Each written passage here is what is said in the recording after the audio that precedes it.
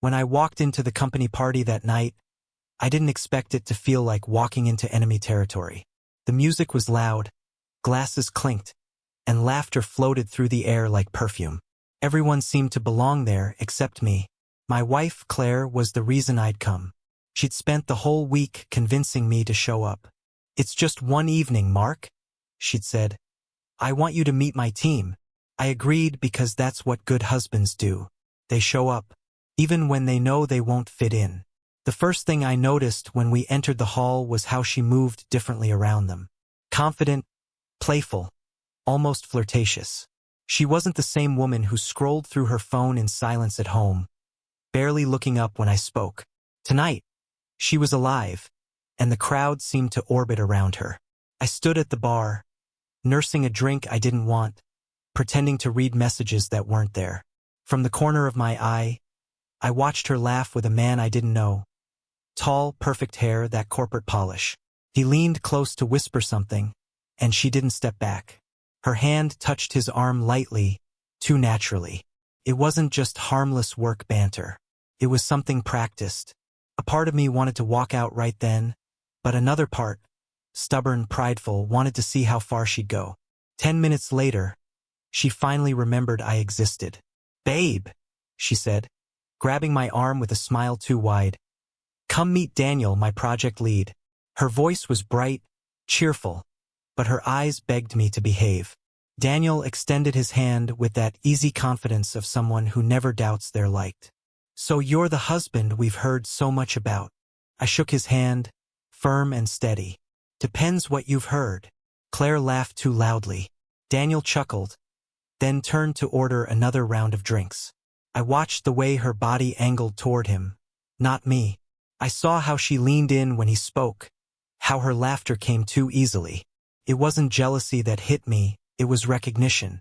This was the woman she used to be with me years ago. Before the distance, before everything became routine. I left her side and walked toward the balcony to clear my head. The city lights stretched endlessly below, indifferent and cold. My reflection in the glass looked older than I remembered. Someone trying too hard to hold together something already broken. A few minutes passed before she followed me. "Why are you out here?" she asked, voice slightly slurred from champagne. "Needed air," I said. She stepped closer, her perfume wrapping around me. "Don't be like that. You're acting weird." "Am I?" I asked quietly. "You seem to be doing fine without me in there." Her smile faltered. "Mark, please, don't start tonight." I turned to face her fully. "I'm not starting anything. I'm just finally seeing what's been going on for a while." She rolled her eyes. "Oh my God. Not this again. Can't you just enjoy yourself?" I wanted to say 100 things, about the way she looked at him, about the months of silence between us, but I didn't. Not yet. Instead, I walked back inside. The music was louder now, laughter thicker. I watched her rejoin her circle, pretending everything was fine. Daniel handed her a drink, and she smiled up at him again, that same look she used to save for me. Something in me shifted. I wasn't angry anymore. I was done pretending. When she reached for my hand later, maybe out of guilt, maybe for show, I didn't take it. I looked at her, then at everyone watching us, and said something that made the entire room go still. Her fingers brushed mine, hesitant, searching for a lifeline in the crowd's eyes. Everyone nearby, her coworkers, her boss, even Daniel, paused mid-conversation.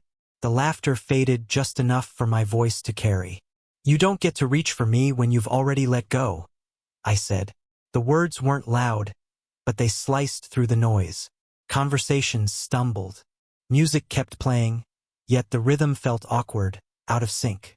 Claire froze, her hands still suspended between us.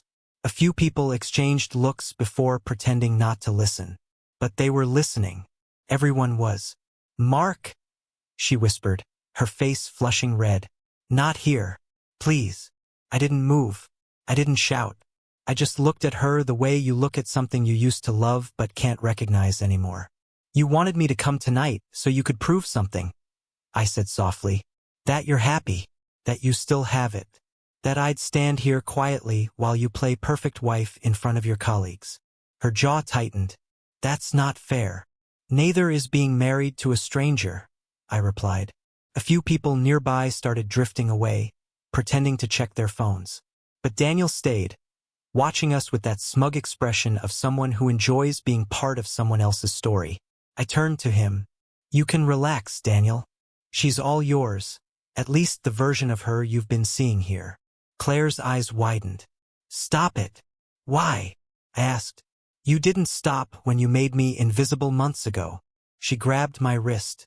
Please, let's just go outside. I pulled my arm free, calm, controlled. No, Claire. I'm done being the quiet one who saves face for you. You wanted this party, this image, keep it. But don't reach for me when you remember I exist. For a second, silence reigned. Even the bartender stopped mid-pour. Then whispers started. I could feel the weight of every stare. But strangely, it didn't bother me. I felt lighter. Claire's expression crumbled.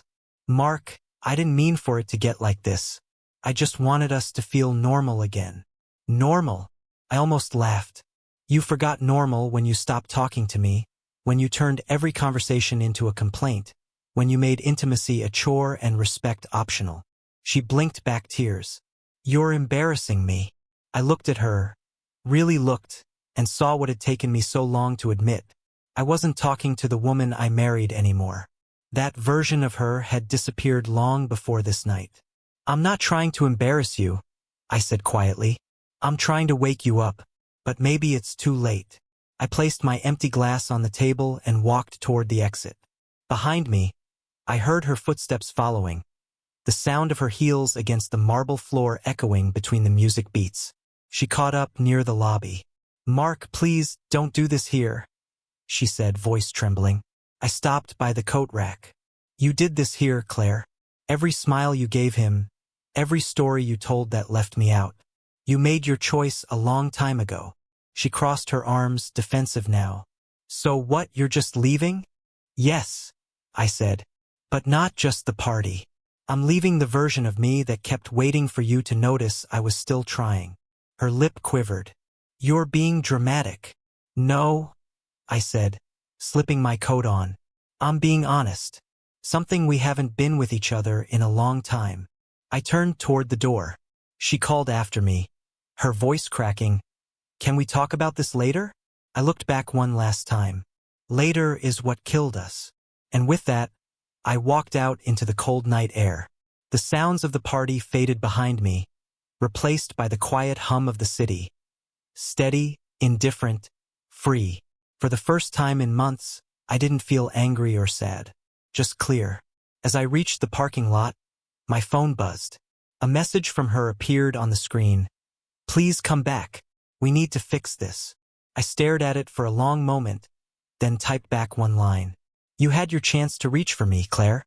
You just waited until everyone was watching. I hit send, started the car, and drove away, no longer the man who arrived desperate to fit in, but the one who finally understood the power of walking away.